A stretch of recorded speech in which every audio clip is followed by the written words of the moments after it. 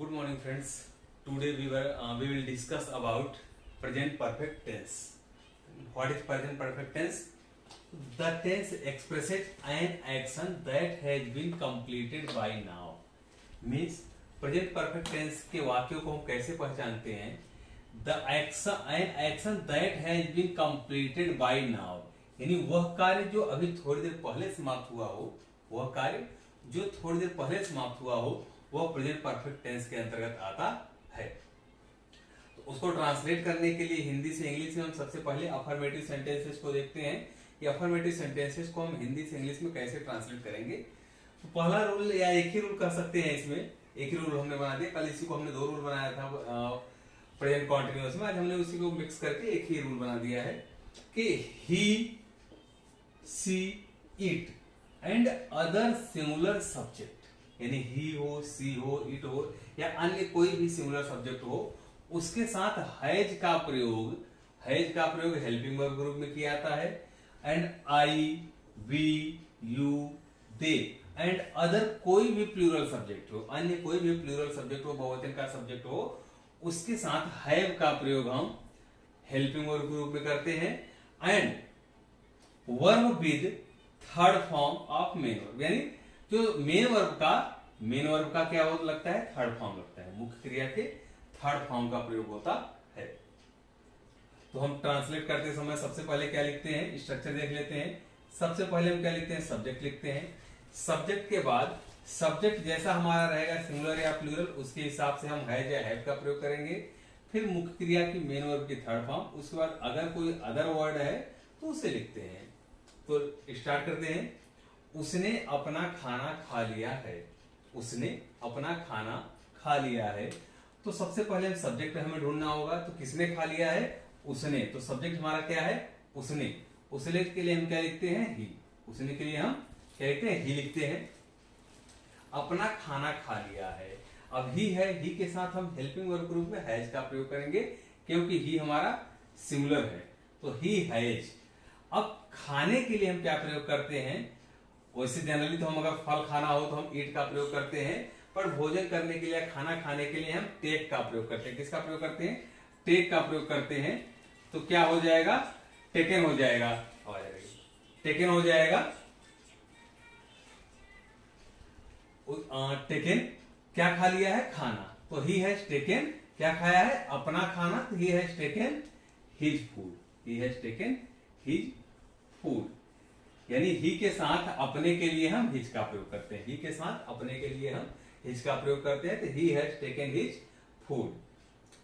कि अगला सेंटेंस है कीमतें फिर बढ़ गई हैं। कीमतें फिर बढ़ गई हैं। तो इसमें कौन बढ़ गया है? कीमतें। सब्जेक्ट हमारा क्या है? कीमतें। तो कीमत की इंग्लिश क्या होती है? प्राइस। PRICES। कीमतें हैं, प्राइसेज हो जाएगा। अब प्राइसेज हमारा क्या है? प्लूरल है। तो प्लूरल में हम क्या लगाएंगे? हैव लगाते हैं। Plural have. अब बढ़ने के लिए हम क्या कर सकते हैं? इंक्रीज कर सकते हैं। तो prices have increased. Prices have increased. CREASED। Prices have increased. फिर से अगेन। फिर से के लिए क्या हो जाएगा? अगेन। तो prices have increased again. Next sentence हमारा है सूर्य आकाश में निकल चुका है। सूर्य आकाश में निकल चुका है। तो सूर्य के लिए हम क्या लिखते हैं? सन, यानी the sun. The sun. Sun singular है, तो सिंगुलर के साथ हम क्या लगाते हैं? हैज। The sun has. अब निकलने के लिए या उगने के लिए हम क्या करते हैं? राइज का प्रयोग करते हैं। RISE। RISE। अब हैज है तो क्या हो जाएगा? थर्ड फॉर्म लगेगा राइज्ड। तो द सन हैज राइज्ड। कहां निकला है? आसमान में, आकाश में। तो the sun has raised in the sky. The sun has raised in the sky. ये हुआ हमारा अफर्मेटिव सेंटेंस। यानी अफर्मेटिव सेंटेंसेस को हम इंग्लिश में कैसे ट्रांसलेट करते हैं ये हमने देखा। अब देखते हैं निगेटिव सेंटेंसेस को। निगेटिव सेंटेंस को हम हिंदी से इंग्लिश में कैसे ट्रांसलेट करते हैं। तो इसमें कुछ खास चेंज नहीं है, बस हेल्पिंग वर्ब और मेन वर्ब के रूप में बीच में, हेल्पिंग वर्ब और मेन वर्ब के बीच में हम किसका प्रयोग कर देते हैं? नॉट का। हेल्पिंग वर्ब और मेन वर्ब के बीच में हम नॉट का प्रयोग कर देते हैं। तो सबसे पहले हमारा हम देखेंगे सेंटेंस, मैंने उसकी अनुमति नहीं लिया, मैंने उसकी अनुमति नहीं लिया। तो सब्जेक्ट क्या हो जाएगा, मैंने के लिए हम क्या किसका प्रयोग करेंगे, आई का। अब आई के साथ आपने देखा है, आई के साथ हम किसका प्रयोग करते हैं, हैव का। आई के साथ हेल्पिंग वर्ब के रूप में हैव का प्रयोग होगा, आई हैव। फिर सेंटेंस हमारा निगेटिव है तो हम नॉट लगा देंगे, क्या लगा देंगे, नॉट लगा देंगे। तो आई हैव नॉट। अब परमिशन लेने के लिए यानी लेने के लिए हम टेक का प्रयोग करेंगे, तो टेक का थर्ड फॉर्म क्या हो जाएगा, taken. I have not taken, क्या नहीं लिया है, उसकी परमिशन, तो क्या हो जाएगा, his permission, permission. I have not taken his permission. Next sentence हमारा है, हमने ऐसा जानवर नहीं देखा है, हमने ऐसा जानवर नहीं देखा है। तो हमने के लिए क्या हो जाएगा, वी हो जाएगा, और वी हमारा प्लूरल है तो इसके साथ हम हैव लगाएंगे, तो वी हैव। अब निगेटिव है तो नॉट, वी हैव नॉट। अब देखने के लिए क्या प्रयोग करते हैं, सी। तो सी का थर्ड फॉर्म क्या होता है, seen. We have not seen, we have not seen ऐसा जानवर, ऐसा के लिए सच लगाएंगे, तो we have not seen such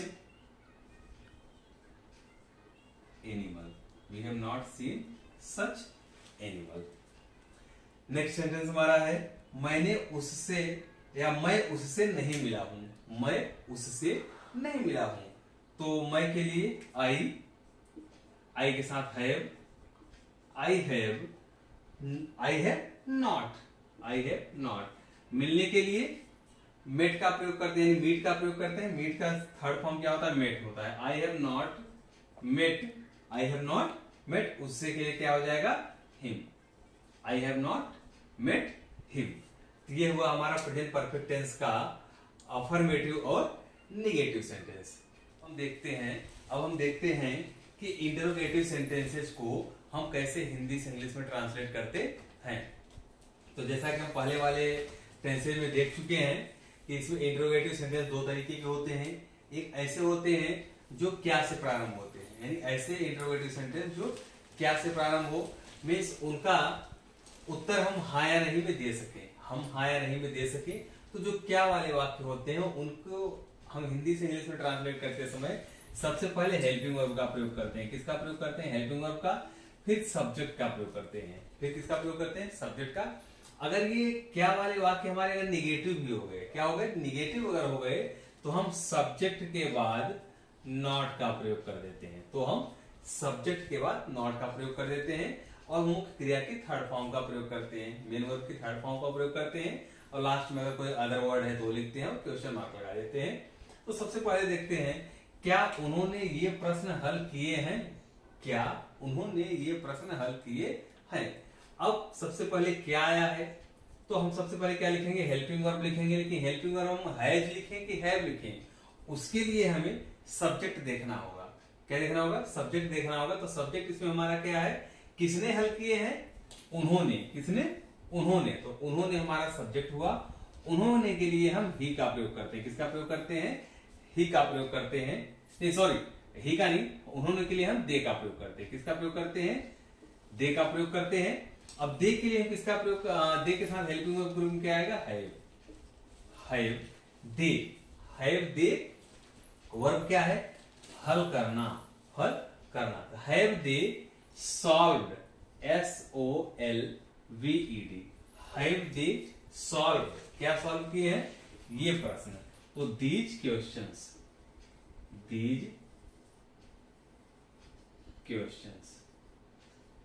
last में question mark, have they solved these questions.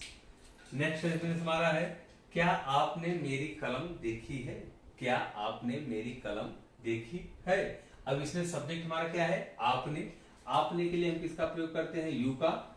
और यू के साथ हम क्या लगाएंगे, हैव। तो पहले हम क्या लिख देंगे, हैव। तो हैव यू। अब वर्ब क्या है, देखना। तो हैव यू सीन, क्या देखा है, मेरी कलम, यानी have you seen my pen. Last में क्वेश्चन मार्क लगाना ना भूलें। नेक्स्ट सेंटेंस हमारा है, क्या जज ने आपका मुकदमा तय नहीं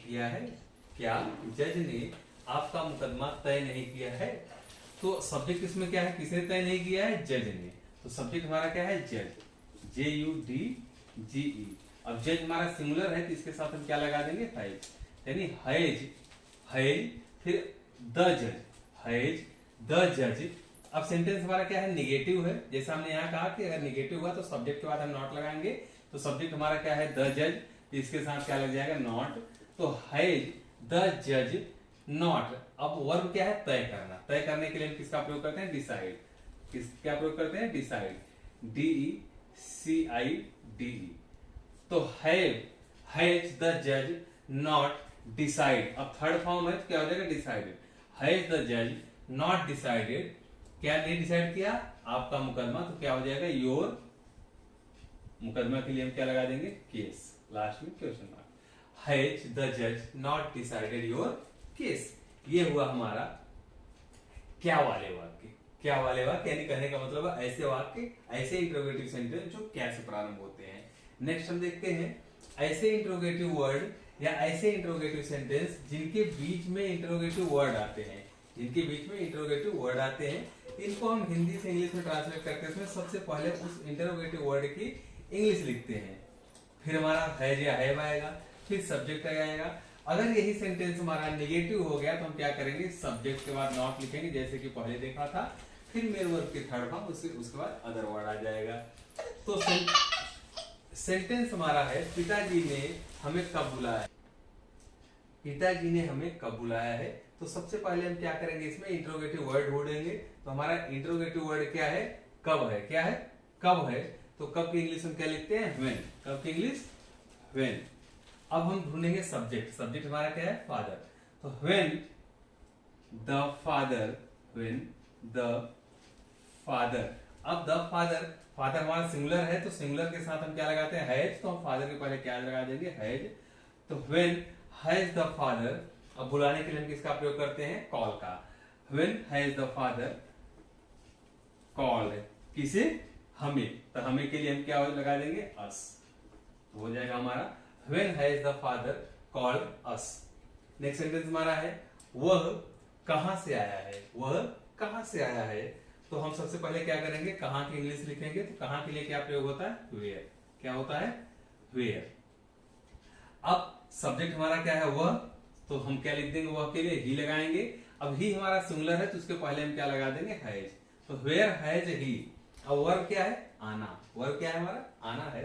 तो where has he come. Where has he come. अब कहां से है तो क्या हो जाएगा, come from. Where has he come from. Next sentence हमारा है रेलगाड़ी स्टेशन पर क्यों नहीं आई है। रेलगाड़ी स्टेशन पर क्यों नहीं आई है, तो इसके लिए हम क्या लिखेंगे, सबसे पहले हम क्यों की इंग्लिश ढूंढेंगे। तो क्यों की इंग्लिश क्या होता है, व्हाई। अब सब्जेक्ट हमारा क्या है, रेलगाड़ी, तो क्या हो जाएगा, द ट्रेन। The train. अब द ट्रेन हमारा क्या है, सिंगुलर है तो हम क्या लगा देंगे, has. Why has the train. अब जैसे आपने देखा सेंटेंस हमारा क्या है, नेगेटिव है, या तो सब्जेक्ट के बाद हम क्या लगाएंगे, नॉट लगाएंगे। तो why has the train not. आने के लिए हम ट्रेन के आने के लिए हम किसका प्रयोग करते हैं, अराइव का। ARRIVE, उसी में थर्ड फॉर्म लगाएंगे तो डी हो जाएगा, ये arrived. When why has the train not arrived, कहां पे, स्टेशन पे।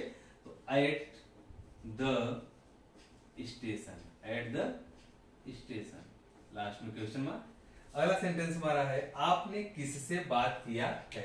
आपने किससे बात किया है, तो किससे के लिए अंग्रेजी क्या हो जाएगा, whom। किससे के लिए क्या हो जाएगा, whom, WHOM, whom। अब whom के साथ यानी whom लगाएंगे, फिर हमारा सब्जेक्ट क्या है, you है। तो whom यहां you लिखेंगे। अब you के साथ have लगता है तो whom have you, whom have you। Sentence negative है तो नॉट लग जाएगा। whom have you not, बात करने के लिए टॉक। टॉक का थर्ड फॉर्म हो जाएगा talk. whom have you not talked, last में क्वेश्चन मार्क लगाएंगे। तो ये हमारा था, आज हमने देखा प्रेजेंट परफेक्ट टेंस के वाक्यों को हिंदी से इंग्लिश में हम कैसे ट्रांसलेट करते हैं। ठीक है।